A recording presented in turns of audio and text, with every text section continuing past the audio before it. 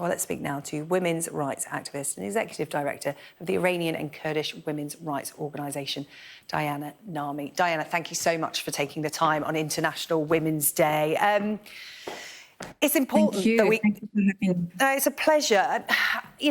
Questions still abound as to why we have to have International Women's Day. My view is it's a chance to shout about women's rights and a reminder every year. I don't know what your point of view is in terms of why it's still important to have this day.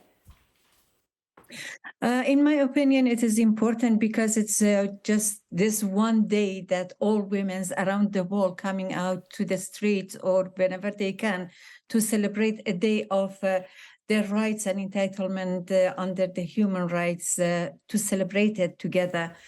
But I would like to say Happy International Women's Day to every woman in this world. To all those who fight in Afghanistan, in Iran, to come out against bullets, under the bullets and violence, actually, to celebrate today and give their unity with women around the world.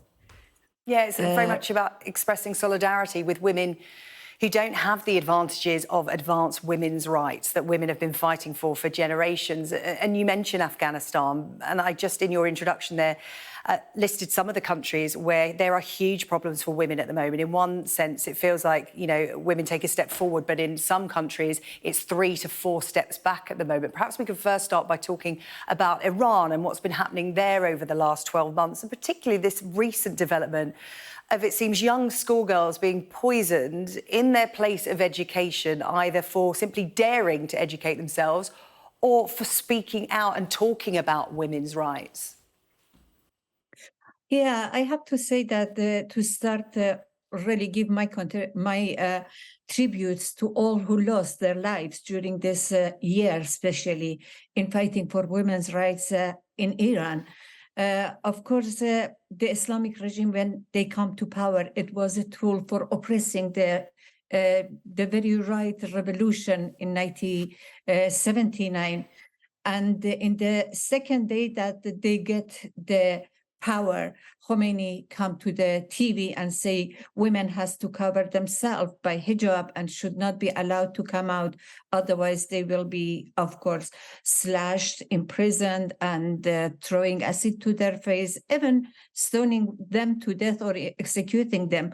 So over the nearly 44 years, women in Iran has fighting for their rights, has fighting for their liberation, has fighting against this very brutal and oppressive government. And over the past 60 months, with the death of Mahsa Amini, when she was arrested because government says, or morality police says, that her hijab is not properly worn. So they arrested her. In 2 hours, she fall into coma, and in 3 days she was dead, passed away because of torture they have done.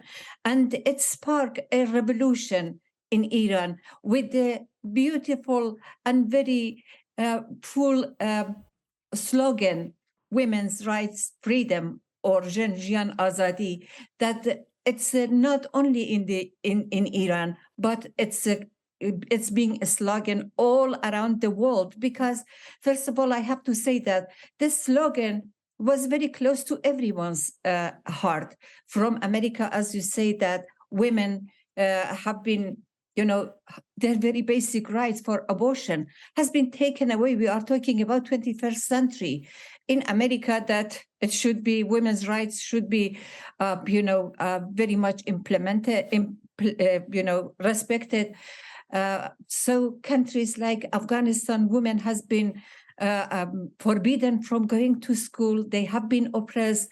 In Iran, execution, killing women. And now you mentioned poisoning. There's very young girls, children in school, because government really want to, first of all, to punish them. As Khamenei a few days ago in his speech say that these children is easy to punish them.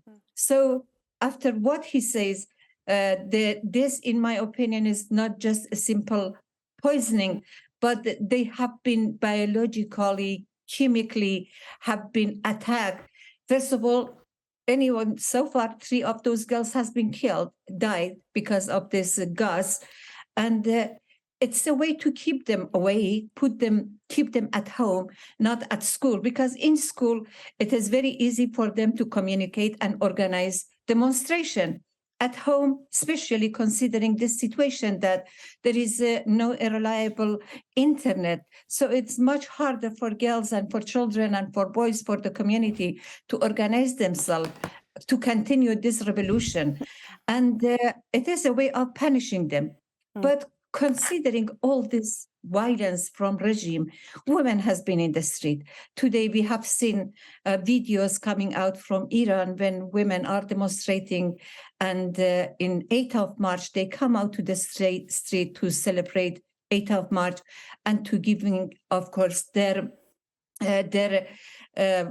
solidarity with women all around the world, and for fighting for their rights, for their lives, which is the basic things for every human being in the world. Yeah, Diana, thank you so much for talking to us about it. You know, as women in the West, you want to know what you can do to help on International Women's Day. You know, in the UK, we're talking about the gender pay gap. We're talking about, you know, access to childcare so women can actually go to work. And there are other battles being fought in other countries that it's important to highlight. And in the West, we can shine a light on that. And I feel like we're doing that this afternoon by talking about it today with you. Diane, Nammi, thank you so much for speaking to us here on Sky News. We really appreciate it. Thank you so much. Thank you. My pleasure.